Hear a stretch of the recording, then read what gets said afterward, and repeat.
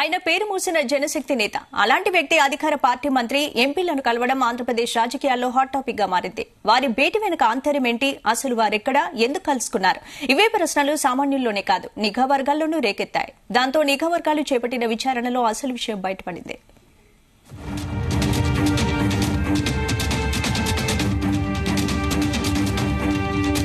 AP మంత్రి doctor Seediri Appalaraju, Rajya Sabha సభ్యుడు మోపిదేవి వెంకటరమణ పక్కన ఉన్నదెవరు? ఒకరు అరుణోదయ నాయకురాలు, తెలంగాణ ఉద్యమకారిణి విమలక్క కాగా, మరొకరు జనశక్తి అగ్రనేత అమర్. ఇప్పుడే ఫోటోలు వైరల్ గా మారాయి. అధికార పార్టీ మంత్రి, ఎంపీలతో జనశక్తి అగ్రనేత అమర్ ఎందుకు భేటీ అయ్యారన్న అంశం దేశ రాజకీయాలతో పాటు ఏపీలోనూ హాట్ టాపిక్ గా మారింది.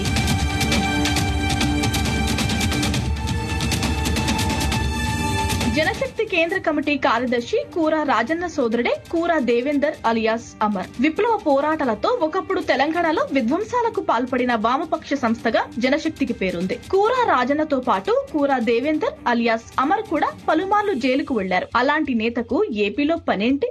అది కూడా అధికార పార్టీ నేతను ఆయన ఎందుకు కలిశారన్న చర్చ మొదలైంది.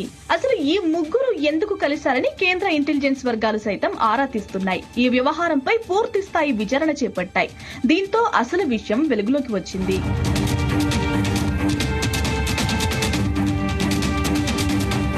ఇటీవల కర్నూలులో బేస్తా సామాజిక వర్గ వనభోజన కార్యక్రమం జరిగింది. దానికి ముఖ్య అతిథిగా ఏపీ మంత్రి డాక్టర్ సీదిరి అప్పలరాజు, రాజ్యసభ సభ్యుడు మోపిదేవి వెంకటరమణ హాజరయ్యారు.